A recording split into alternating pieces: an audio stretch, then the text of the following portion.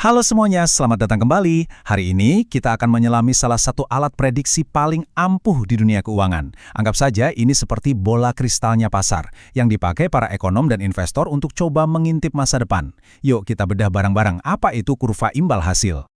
Oke, kita mulai dari pertanyaan yang gampang dulu ya. Coba bayangin Anda ini bank. Ada orang mau pinjam uang buat setahun, dan ada lagi yang mau pinjam buat 30 tahun. Secara logika, pinjaman yang lebih lama itu rasanya lebih beresiko kan? 30 tahun itu waktu yang panjang banget. Banyak hal bisa terjadi. Jadi, apa bunganya harus sama?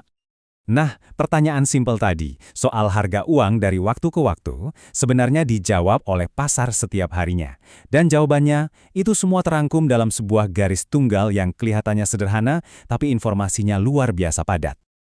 Oke, di bagian pertama ini kita bakal bongkar apa sih sebenarnya garis itu dan gimana cara bacanya. Ini dia, kurva imbal hasil, atau yang kita kenal sebagai yield curve. Ini tuh visualisasi dari yang namanya term structure of interest rates. Gampangnya, sumbu yang datar itu waktu, dari 3 bulan, 2 tahun, sampai 30 tahun. Dan sumbu yang tegak itu imbal hasil atau bunga yang bakal Anda dapat kalau minjemin uang ke pemerintah. Jadi ini tuh semacam snapshot dari ekspektasi seluruh pasar pada satu waktu tertentu. Nah, yang bikin ini seru adalah bentuk kurvanya itu bisa berubah-ubah. Biasanya sih bentuknya menanjak ke atas. Ini yang disebut kurva normal. Logis kan? Anda minta imbal hasil lebih tinggi kalau uang Anda dikunci lebih lama. Tapi bentuk ini juga kasih petunjuk soal ekspektasi pasar terhadap suku bunga di masa depan, yang oleh para profesional disebut forward rates. Kurva normal ini seolah-olah bilang pasar yakin bunga bakal naik. Tapi, kadang-kadang terjadi hal yang aneh. Kurvanya jadi terbalik atau inverted. Imbal hasil jangka pendek justru lebih tinggi dari jangka panjang. Nah, ini sinyal bahaya. Pasar seakan-akan ngasih tahu kalau bank sentral mungkin bakal pangkas suku bunga di masa depan buat ngelawan ekonomi yang lesu. Oke, jadi gimana caranya kurva yang murni ini dibuat? Karena kan pasar itu isinya macam-macam dan agak berantakan. Disinilah sebuah teknik cerdas yang namanya bootstrapping berperan. Gini masalahnya, kebanyakan obligasi di dunia nyata itu bayar kupon, alias bayar bunga secara berkala. Nah, pembayaran ini bikin kita susah ngeliat berapa sih suku bunga yang murni untuk katakanlah tepat 5 tahun dari sekarang. Yang kita butuhin itu spot rate, suku bunga diskonto untuk satu pembayaran tunggal di masa depan tanpa ada embel-embel kupon. Kita perlu cara buat misain suku bunga murni ini di setiap titik waktu. Bootstrapping ini solusinya. Ini proses matematis di mana analis ngebangun spot curve atau kurva imbal hasil yang murni selangkah demi selangkah. Mereka mulai dari data yang pasti, misalnya imbal hasil obligasi 6 bulan tanpa kupon. Terus data itu dipakai buat mecahin teka-teki berikutnya, yaitu spot rate 1 tahun, lanjut ke 2 tahun, dan seterusnya. Coba bayangin, kita lagi bangun tangga. Kita pakai anak tangga pertama yang udah ada, yaitu spot rate 6 bulan, buat ngitung nilai kupon pertama dari obligasi 1 tahun. Karena kita tahu harga pasar obligasi 1 tahun itu berapa, kita bisa mecahin satu-satunya variabel yang belum ketahuan, spot rate 1 tahun. Sip, sekarang kita punya 2 anak tangga. Kita pakai dua-duanya buat ngitung nilai kupon-kupon dari obligasi 2 tahun, terus kita pecahin spot rate 2 tahunnya. Proses ini diulang terus, seolah-olah kita narik diri kita sendiri ke atas, makanya namanya bootstrapping. Kutipan ini nunjukin betapa hebatnya teknik ini. Cuma dari beberapa data obligasi yang diperdagangkan, kita bisa ngebangun spot curve yang lengkap. Kurva ini beda ya sama par curve, yang cuma nunjukin imbal hasil obligasi yang harganya pas di nilai parnya. Spot curve yang kita bangun ini jauh lebih kuat informasinya. Oke, jadi kita udah berhasil ngebangun kurva imbal hasil yang murni alias spot curve. Nah sekarang buat apa sih repot-repot?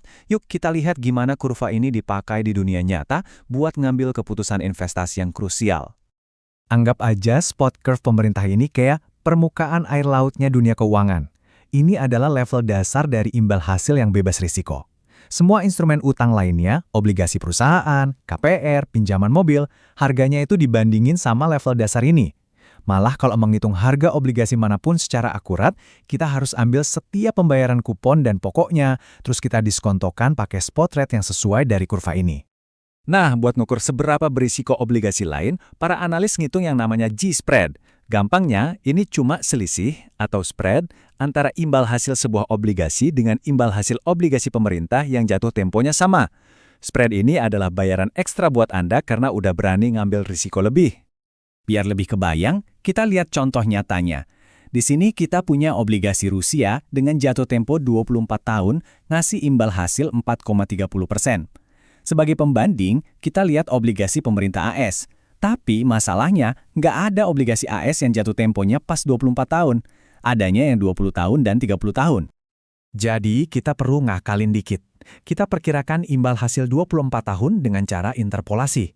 Atau gampangnya, ngambil rata-rata tertimbang dari imbal hasil 20 dan 30 tahun. Logikanya, karena 24 tahun itu lebih dekat ke 20 tahun daripada ke 30 tahun, kita kasih bobot lebih besar ke yang 20 tahun. Hasilnya, kita dapat perkiraan imbal hasil bebas risiko sebesar 2,1%. Nah, sekarang bagian yang gampangnya. Tinggal kita kurangin aja imbal hasil obligasi Rusia 4,30% dengan imbal hasil obligasi AS yang udah kita hitung tadi 2,1%. Selisihnya adalah 2,20%. Atau kalau di dunia keuangan, kita biasanya nyebutnya 220 kali base points atau BPS. Jadi poin pentingnya ini, angka 220 BPS itu bukan angka acak. Itu adalah harga dari sebuah risiko. Investor menuntut bayaran ekstra 2,2% per tahun sebagai kompensasi atas risiko kredit, risiko politik, dan semua ketidakpastian lain saat megang obligasi Rusia dibandingin keamanan obligasi pemerintah AS. Oke, jadi mari kita tarik kesimpulan dari semua ini. Kenapa sih kita harus repot-repot peduli sama satu garis di grafik ini? Ini penting banget karena kurva ini ada di mana-mana. Spot curve itu jadi pondasi buat nentuin harga hampir semua aset pendapatan tetap.